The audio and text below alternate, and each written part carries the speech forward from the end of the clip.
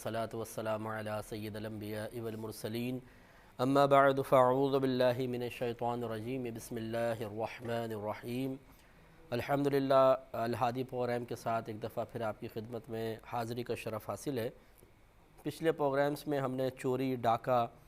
रिश्वत, मिलावट के बारे में चंद बातें अर्ज़ की थीं जिन पे कुरान मजीद ने कलाम फ़रमाया। अब जो हमारा मौजू है वो इद्दत है कि औरतों की इद्दत के बारे में कुरान अज़ीम क्या इरशाद फरमाता है। इससे पहले कि हम इससे मुताल्लिक़ आयात का आगाज़ करें, सबसे पहले बात समझ लें कि अफ़आल या जो भी हमारे आमाल होते हैं ये दो तरह के होते हैं। बाज़ आमाल ऐसे होते हैं जिनको आमाल या अफ़आल हिस्सिय्या कहते हैं, और बाज़ आमाल व अफ़आल ऐसे होते हैं जिन्हें अफ़आल मशरूआ कहा जाता है। अफ़आल हिस्सिया वो अफ़आल होते हैं कि जो शरीयत के वारिद होने से पहले नबी करीम सल्लल्लाहु अलैहि वसल्लम के तालीमात इस्लामिया अता फ़रमाने से पहले जो उनकी तारीफ़ थी, इस तालीम के बाद भी वही तारीफ़ बाक़ी रहे, उस अमल को कहते हैं ये फ़िल हिस्सी है, और इसकी जमा अफ़आल हिस्सिया बन जाती है। मसलन अरबों में ज़माने जाहिलियत में ज़िना का जो तसव्वुर था, हमारे मज़हब इस्लाम ने इस तसव्वुर में कोई तब्दीली पैदा नहीं की।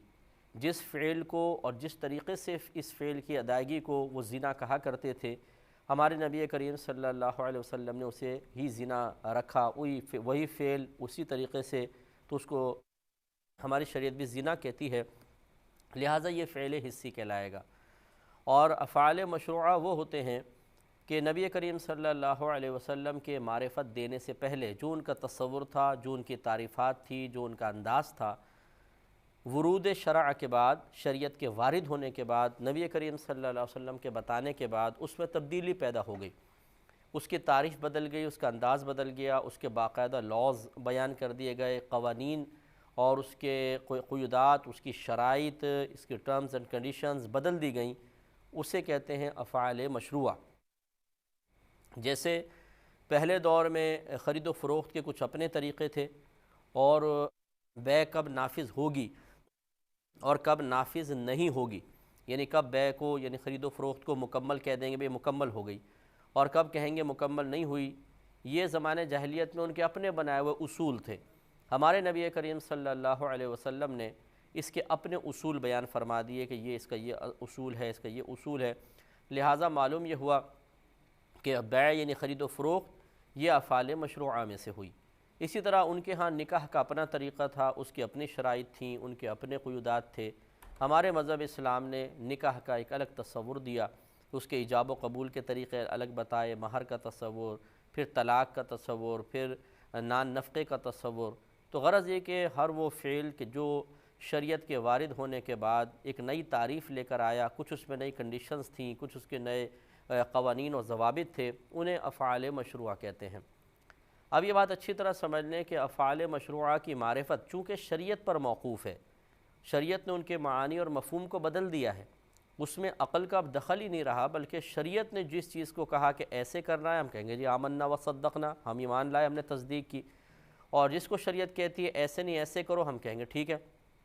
मिसाल के तौर पर देखें कि आदम अलैहिस्सलाम और बीबी हव्वा रज़ी अल्लाह ताला अन्हा का अल्लाह तबारक व तआला ने निकाह फरमाया, और इनके यहाँ से जो बच्चे पैदा होते थे उनका आपस में निकाह जायज़ रखा।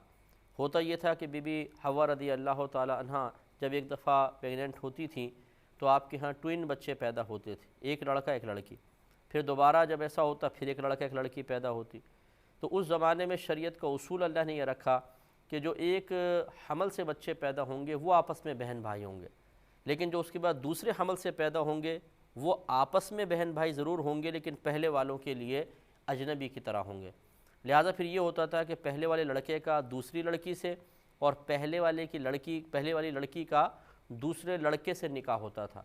जो अगर हमारी शरीयत की रोशनी में देखें तो वो लगता है ऐसा है कि बहन भाइयों का आपस में निकाह हो रहा है। लेकिन चूँकि ये अफ़आल मशरूआ हैं, शरीयत हमें निकाह के जवाज़ या अदम जवाज़ का, तलाक़ के जायज़ होने नाजायज़ होने का तसव्वुर शरीयत पेश कर रही है, तो अक़ल का दखल ही नहीं है। उस ज़माने में हम उस पर ऑब्जेक्शन नहीं कर सकते थे, और इस ज़माने में उस पर क़यास करके अब भाई बहनों के निकाह को हलाल नहीं कर सकते हैं। तो इस तमहीद मुख्तसर के बाद ये अच्छी तरह ध्यान रखें कि इद्दत का जो तसव्वुर है ये भी, यानी इद्दत जो है ये भी एक फ़ेल मशरू है। ہمارے نبی کریم صلی اللہ علیہ وسلم نے اور قرآن پاک نے اس کے ضابطے بیان فرمائے ہیں، لہٰذا اس میں عقل کا دخل ہی نہیں ہے۔ چنانچہ زمانے جاہلیت میں اگر آپ بخاری اٹھا کے پڑھ لیں، زمانے جاہلیت میں ایسا ہوتا تھا کہ جب کسی عورت کا شوہر فوت ہو جاتا مثلا، تو اسے شہر کے باہر ایک خیمہ لگا کر اس میں بند کر دیا جاتا تھا، اور پورے 1 سال کے لیے بس وہاں کھانا پینا رکھ کے آ جاتے تھے۔ وہ 1 سال تک وہاں تنہائی کی زندگی گزارتی تھی، گویا کہ یہ عدت تھی۔ جب 1 سال پورا ہو جاتا تو اونٹ کی مینگنیاں اس کے پاس رکھ دی جاتی تھیں، وہ اندر سے اونٹ کی مینگنیاں پھینکتی ہوئی باہر آتی تھی۔ یہ رسم تھی ان کی یہاں، گویا کہ اب عدت ختم ہو گئی۔ اب آپ سوچئے کہ 1 سال تک اتنی طویل عدت، پھر عورت کا تنہا رہنا، اور پھر مطلب اس طرح مینگنیاں وغیرہ پھینکتے ہوئے باہر آنا، یہ اس زمانے میں رائج تھا اور کس قدر مشقت والا تھا۔ پھر ہمارے نبی کریم صلی اللہ علیہ وسلم نے بحکم الہی عدت کا ایک تصور پیش کیا جو پہلے کے مقابلے میں انتہائی آسان تھا، کہ یہاں پہ تنہائی نہیں ہے، لوگوں کے درمیان ہی رہنا ہے، کہیں باہر نہیں جانا، اپنے گھر پر ہی رہنا ہے، اور بالکل نارمل لائف کے ساتھ ہی اسے گزارنا ہے، بس تھوڑی سی پابندیاں بیان کر دی گئیں۔ تو اس کا تصور بدل دیا شریعت نے، جو ابھی میں آپ کو بتاتا ہوں کہ کس طرح اس کے تصور کو بدلا گیا ہے۔ لیکن افسوس اس بات کا ہے کہ ہمارے بہت سے جاہل والدین، کہ جو بظاہر مسلمانوں والا نام ہی ان کا ہوتا ہے، انہوں نے مسلمان گھرانے میں آنکھ تو کھول لی، لیکن دین سیکھنے کی توفیق ان کو حاصل نہیں ہوتی ہے۔ اس قسم کے بہت سے ہمیں زندگی میں جاہل والدین ملے ہیں۔ معذرت برا نہیں مانیے گا، کیونکہ جاہل بیچارہ اپنے لیے جاہل سن کے غصے میں آ جاتا ہے کہ مجھے جاہل کہہ رہے ہیں، تو جاہل نہ کہیں تو عالم ہی کہنا پڑے گا، اور عالم آپ ہیں نہیں، تو بتائیں کیا کہیں آپ کو۔ تو مسئلہ یہ ہے کہ وہ کرتے کیا ہیں کہ جیسے بچی کا شوہر فوت ہوا تو کہتے ہیں جی ہم اپنی بچی کو عدت نہیں کروانا چاہتے، اور وہ ختم کروا دیتے ہیں عدت۔ بعض کے ہاں یہ مشہور ہے کہ اگر بچی کو عدت کے اندر گھر سے باہر ایک قدم نکلوا دیا جائے تو بس عدت ختم ہو جاتی ہے۔ بعض کہتے ہیں جنازے کے ساتھ 40 قدم چلوا لیے جائیں تو عدت ختم ہو جاتی ہے۔ تو خلاصہ کلام یہ ہے کہ عدت کا جب تصور شریعت نے دیا ہے اور اس کی باقاعدہ ایک مدت مقرر کر دی ہے، تو یہ ہے فعل مشروع، اور فعل مشروع میں عقل کا دخل ہی نہیں ہوتا۔ لہٰذا آپ اپنی عقل سے بغیر کسی شرعی دلیل کے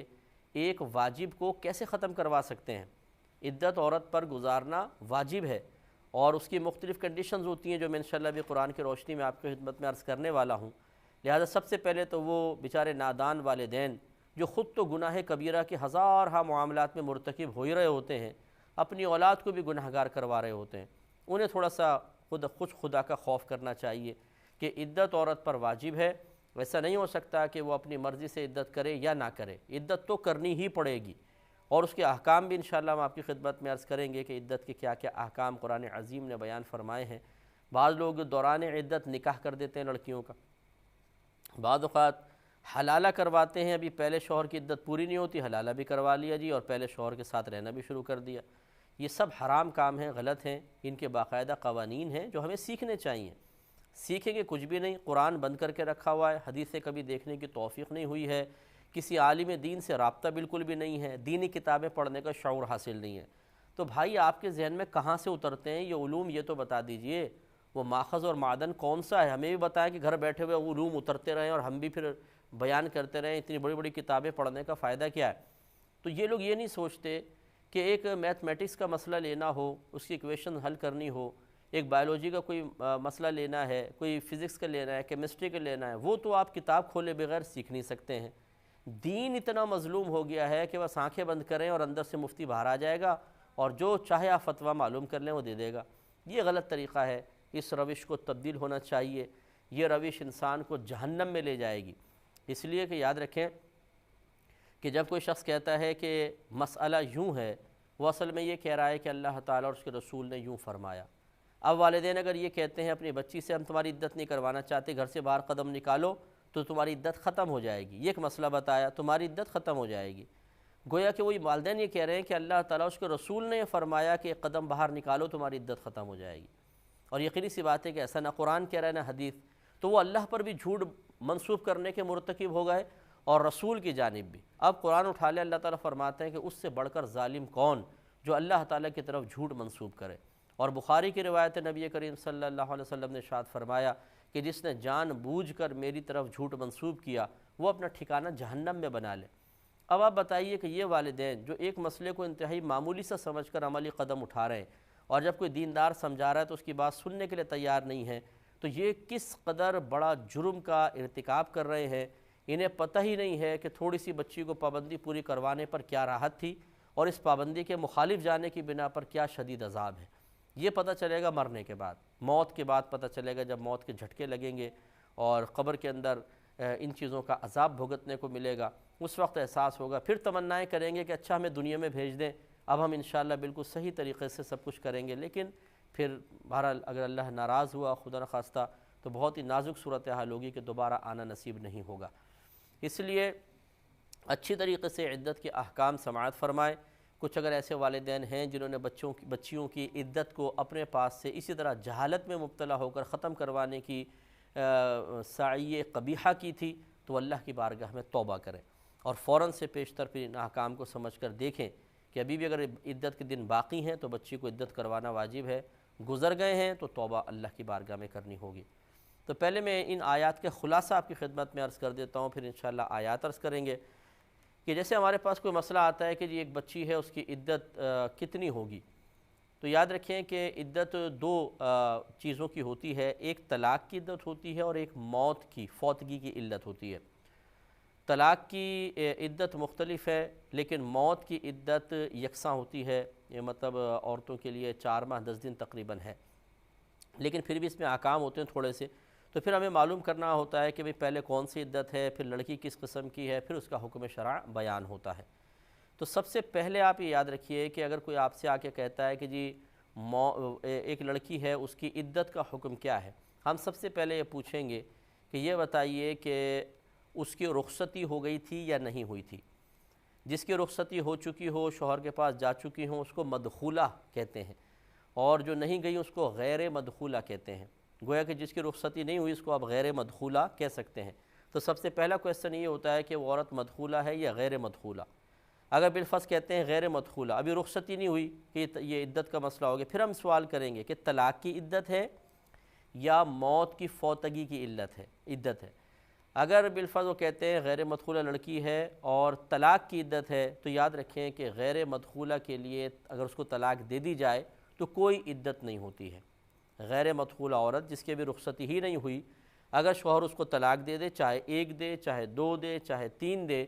اس کی عدت نہیں ہوتی ہے۔ لیکن اگر شوہر فوت ہو جائے اور غیر مدخولہ ہے تو بہرحال اس کی 4 ماہ 10 دن عدت ہوگی، چاہے ابھی رخصتی نہیں بھی ہوئی تھی۔ کیونکہ یہ یاد رکھیں کہ جو طلاق کی عدت ہیں اکثر یہ اس لیے ہوتی ہیں کیونکہ عورت اس کی پہلے والے شوہر کی عدت گزار کے کسی اور سے نکاح کر سکتی ہے، تو لہٰذا دیکھا یہ جاتا ہے کہ اس عورت کے رحم میں پہلے والے شوہر کا کوئی مطلب بچہ وغیرہ تو نہیں ہے، کیونکہ اگر اس کا پہلے شوہر سے یہ پیگننٹ ہو مثال کے طور پر اور عدت ہم کا حکم نہ ہوتا اور یہ دوسرے شخص سے نکاح کر لیتی تو پھر پتہ نہ چلتا کہ یہ بچہ کس کا ہے، تو نسب مشتبہ ہو جاتا۔ اور ہماری شریعت نسب کے معاملے میں بہت زیادہ سختی فرماتی ہے کہ اس میں احتیاط کی جائے۔ نسب بالکل باپ سے ہی ثابت ہونا چاہیے، کسی غیر سے ثابت نہیں ہونا چاہیے۔ لہٰذا طلاق کے معاملے میں یہی ہوتا ہے کہ اکثر براءت رحم مقصود ہوتا ہے۔ براءت رحم کا مطلب یہ استبراء کہہ لیں، استبراء رحم، اس کا مطلب یہ ہوتا ہے کہ یہ دیکھنا، عدت کا مقصد بڑا یہی ہوتا ہے، یہ دیکھنا کہ اس عورت کے رحم میں پہلے والے شوہر کا بچہ تو موجود نہیں ہے۔ تو جو میرڈ لوگ ہیں وہ جانتے ہیں کہ جب عورت کی حمل ٹھہرتا ہے تو مینسز بند ہو جاتے ہیں، پیریڈز بند ہو جاتے ہیں۔ وجہ اس کی یہ ہے کہ یہ حیض جو ہوتا ہے ماں کے رحم سے آتا ہے، ماہواری ہوتی ہے، ہر مہینے یہ خون آتا ہے اور یہ عورت کی صحت کی علامت ہوتی ہے۔ لیکن جب بچہ ٹھہر جاتا ہے تو رحم کا منہ بند ہو جاتا ہے، اس لیے کہ یہی خون حیض اب اس بچے کی غذا بننا شروع ہوتا ہے۔ لہٰذا عورت کی عدت اس لیے رکھی کہ 1 حیض، 2 حیض، 3 حیض، پتہ تو چلی جائے گا۔ 1 حیض کے بعد اگر 1 حیض آیا مثلاً، پھر دوسرا حیض رک گیا، تیسرا حیض رک گیا، تو اس کا مطلب پریگننٹ ہے، یا پہلا حیض ہی نہیں آیا، دوسرا حیض نہیں آیا، تو اس کا مطلب یہ ہے کہ یہ حاملہ ہو چکی ہیں، پھر ٹیسٹ وغیرہ سے اور کنفرم کر کے ہو جائے گا۔ تو یہ حمل کے بارے میں معلومات حاصل کرنے کے سلسلے میں شریعت نے طلاق کی عدت مقرر کی ہے۔ اب جو غیر مدخولہ لڑکی ہے اس کی تو ابھی رخصتی ہوئی نہیں ہے، جب ہوئی نہیں ہے تو اس کے حاملہ ہونے کے امکانات ہی نہیں ہیں۔ جب حاملہ ہونے کے امکانات نہیں ہیں اور حمل کی وجہ سے ہی طلاق کی عدت تھی تو لہٰذا یہ لڑکی عدت نہیں کرے گی۔ تو اگر کوئی غیر مدخولہ لڑکی ہو یعنی جس کی رخصتی نہیں ہوئی اور طلاق کی عدت پوچھی جائے تو اس کی عدت نہیں ہوتی۔ ہاں اب آ جائیں دوسرا کہ شوہر کا انتقال ہو گیا، اس پر جو عدت ہوتی ہے اس کو آپ کو پتہ ہے، اس کو کہتے ہیں سوگ منا رہی ہے عورت، سوگ منا رہی ہے جی، 4 ماہ 10 دن عموماً ہوتی ہے، لیکن اس میں بھی اور بھی مسئلے میں عرض کرتا ہوں۔ تو یہ جو عدت ہے یہ کیوں واجب قرار دی گئی؟ یہ یاد رکھیں یہ اس لیے ہے کہ اللہ تبارک و تعالیٰ نے شوہر ایک عورت کے لیے بہت ہی بڑا انعام تھا، ایک بہت ہی بڑی نعمت تھی۔ جب اللہ تعالیٰ نے وہ نعمت چھین لی تو عورت کو حکم دیا گیا کہ اس نعمت کے چھننے پر 4 ماہ 10 دن تک سوگ منائے، افسوس کا اظہار کرے۔ تو چونکہ یہ جو شوہر کی وفات والی عدت ہے یہ رحم کے اندر حمل ٹھہرنے کا سے تعلق ہی نہیں ہے، بلکہ یہ تو اس لیے واجب کی گئی تاکہ شوہر کی نعمت چھن جانے پر افسوس کا اظہار کیا جائے۔ اور آپ غور کریں کہ غیر مدخولہ جس بچی کی ابھی رخصتی نہیں ہوئی، اگر اس کا شوہر فوت ہو جائے تو کم از کم یہ تو ہے کہ نعمت اس سے بھی چھینی ہے، اس لیے اس کو حکم ہے کہ اس نعمت کے چھن جانے پر 4 ماہ 10 دن تک سوگ بنائے۔ اس سے معلوم ہوا کہ اگر غیر مدخولہ لڑکی ہو طلاق کی عدت نہیں کرے گی کیونکہ حمل کا امکان ہی نہیں ہے، لیکن موت کی عدت منائے گی کیونکہ وہ شوہر کے نعمت کے چھن جانے کے جواب میں ہوتی ہے اور وہ نعمت اس سے بھی چھینی ہے، تو لہٰذا یہ عدت کرے گی۔ پہلی بات تو یہ ہے۔ پھر دوسرا ہم کویسچن کرتے ہیں کہ اگر وہ غیر مدخولہ بھی ہے تو وہ حامل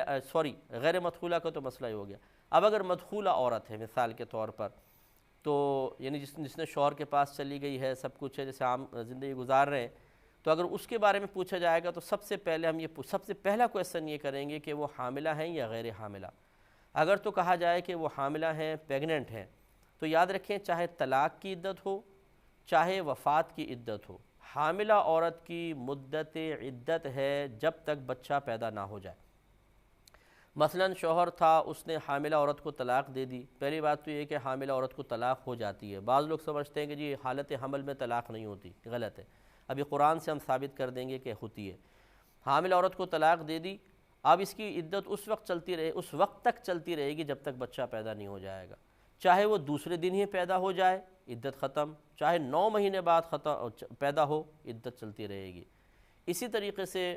جس عورت کا شوہر فوت ہو گیا مثلاً اور یہ عورت ابھی حاملہ ہے، اگر 2 دن بعد ہی بچہ پیدا ہو گیا تو پھر عدت ختم، اور اگر یہ 9 مہینے تک چلتا رہا تو 9 مہینے تک اس کی عدت چلتی رہے گی۔ تو اس لیے یہ حاملہ کی بھی یہ مسئلہ ہوتا ہے کہ اس کو مطلب پہلے جو مدخولہ عورت ہے اس کو دیکھا جاتا ہے کہ حاملہ ہے یا نہیں ہے۔ اس کے بعد اگر بالفرض وہ حاملہ نہیں ہے اور شوہر کا انتقال ہو گیا ہے، مدخولہ بھی ہے اور حاملہ نہیں ہے، مدخولہ ہے اور غیر حاملہ ہے، پھر اس کے اندر کچھ اور کویسچنز ہوتے ہیں جو انشاءاللہ ہم آپ کی خدمت میں عرض کریں گے، لیکن اب چونکہ ٹائم بڑا کم ہے نیکسٹ پروگرام میں عرض کر دیں گے اور پھر اس کو اور مسئلے بتائیں گے، ضرور دیکھیے گا۔ اللہ تعالی ہمیں ان مسائل کو سمجھنے کی توفیق عطا فرمائے، آمین۔ وآخر دعوانا ان الحمد